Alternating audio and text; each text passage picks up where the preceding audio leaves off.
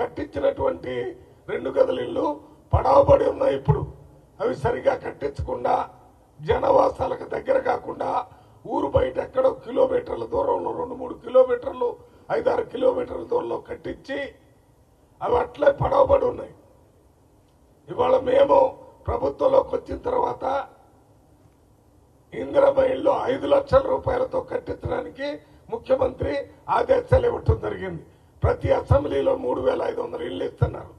మీరెందుకు కట్టించకపోవటం వల్ల మీ ప్రభుత్వం ఫెయిల్ అయింది. రేవంత్ రెడ్డి ప్రభుత్వం ఫెయిల్ కాలేదు. 5 గ్యారంటీలు అమలు చేస్తున్నారు. 10 లక్షల రూపాయల పేదవాళ్ళకి, మహిళలందరికీ ఉచితంగా బస్సులో తిరగటం, 200 యూనిట్స్ ఫ్రీగా ఇవ్వటం, 500 రూపాయలకి గ్యాస్ సిలిండర్ ఇవ్వటం, 5 లక్షల రూపాయలకి పేద ప్రజలకి ఇళ్లు కట్టించడం, ఇవన్నీ ముఖ్యమంత్రి చేస్తున్నారు. మీ ప్రభుత్వం ఫెయిల్ అయింది.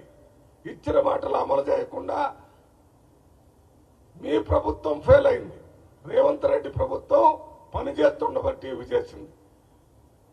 పేద ప్రజల పిల్లలకి కార్పొరేట్ స్థాయి విద్యను అందిస్తారని చెప్పి మీరు పేద ప్రజల్ని మోసం చేస్తే రేవంత్ రెడ్డి గారు వచ్చిన తర్వాత 58 ఇంటిగ్రేటెడ్ రెసిడెన్షియల్ స్కూల్స్ పెట్టి ఒక్కొక్క హాస్టల్లో 2,600 మంది పిల్లలు, ఎస్సీ ఎస్టీ బీసీ మైనార్టీ పిల్లలు చదువుకునే అవకాశం ఒకే దగ్గర కల్పించిన ఘనత రేవంత్ రెడ్డిది. సోషల్ వెల్ఫేర్ హాస్టల్లో చదువుకునే పిల్లలకి 40% మెస్ ఛార్జీలు పెంచాడు రేవంత్ రెడ్డి వచ్చిన తర్వాత.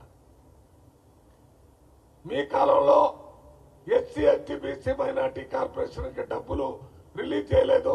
రేవంత్ రెడ్డి వచ్చిన తర్వాత 6,000 కోట్ల రూపాయలు రిలీజ్ చేసి అప్లికేషన్లు పెట్టుకునే 5 లక్షల మంది నిరుద్యోగులకి జూన్ 2వ తారీఖున శాంక్షన్ అడ్రస్ ఇవ్వటానికి 6,000 కోట్లు రేవంత్ రెడ్డి గారు విడుదల చేసి 3,000 కోట్లు బ్యాంకుల నుంచి తీసుకొని మొత్తం 9,000 కోట్లతోనే నిరుద్యోగులకి ఈ రాష్ట్రంలో ఉన్న ఎస్సీ ఎస్టీ బీసీ మైనార్టీ 5 లక్షల మందికి 4 లక్షల వరకు అప్పులు ఇచ్చి సెల్ఫ్ ఎంప్లాయ్మెంట్ క్రియేట్ చేసే కార్యక్రమం తీసుకున్నారు. అది జూన్ 2వ తారీఖున ఇవ్వటం జరుగుతుంది. ఇవన్నీ ప్రభుత్వం.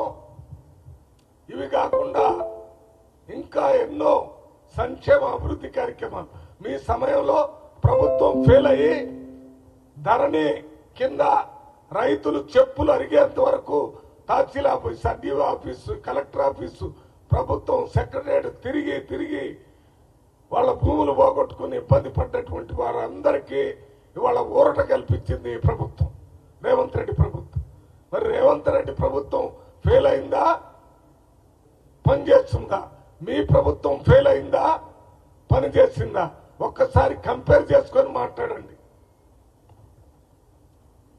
రేవంత్ రెడ్డి ప్రభుత్వం వచ్చిన తర్వాత హైదరాబాద్ లో ఉన్న కుంటలు, చెరువులు, వాటిని ఆక్రమించిన వాటిని తీసేయడానికి హైడ్రాను పెట్టి చేపించాడు. మీరు చేపిస్తారని చేయించలేకపోయారు. మూసి ప్రక్షాళన చేపించి సుందరీకరణ చేపిస్తారని చేపించడానికి ప్రణాళికలు, ఆ వాటర్ క్లీన్ చేయడానికి కావలసిన నిధులు ఇక్కడ మన మూసి నది మీద పంపించిన డిపిఆర్ కూడా central government urban development ministry accept చేసింది. ఇవన్నీ ఈ ప్రభుత్వం బాగా పనిచేస్తుందని చెప్పడానికి నిదర్శనాలు. మీరు ఏమీ చేయటం లేదని చెప్పడానికి నేను చెప్పిన ఎన్నో కారణాలు. మీరు చేయకపోగా దొంగతనం చేసి ఇంట్లో ధనాన్ని దోచుకొని, బంగారాన్ని దోచుకొని, జనాన్ని ఇంట్లో వాళ్ళని చంపి బయటకు వచ్చి బజార్లో దొంగతనం చేసి చంపిన వాళ్లే దొంగ దొంగ అని అరిచినట్టుగా కేటీఆర్, హరీష్ రావు, కవిత ఇవాళ రేవంత్ రెడ్డిని గురించి ఆయన దొంగ, ఆయన ప్రభుత్వం పనిగా చేయటం లేదు, ఆయన రాజ్యాంగ పరిపాలన చేయటం లేదు, ప్రజాస్వామ్య వ్యతిరేకంగా చేస్తున్నారని మీరు ఆ ప్రభుత్వాన్ని, రేవంత్ రెడ్డిని, కాంగ్రెస్ ప్రభుత్వాన్ని బదనామం చేయాలని ఎంత ప్రయత్నం చేస్తే అంత కాంగ్రెస్ పార్టీకి, రేవంత్ రెడ్డికి మేలే జరుగుతుంది. రాహుల్ గాంధీకి రాసి మీరు మీ పార్టీకి సంబంధించిన నాయకుడు కాదు. మీరు ఇంతకుముందు కాంగ్రెస్ పార్టీలో నాయకత్వం వారి దగ్గర ఉండి పనిచేసింది లేదు. ఎందుకు రాస్తున్నారంటే రేవంత్ రెడ్డి మీద పితరులు చెప్పడానికి,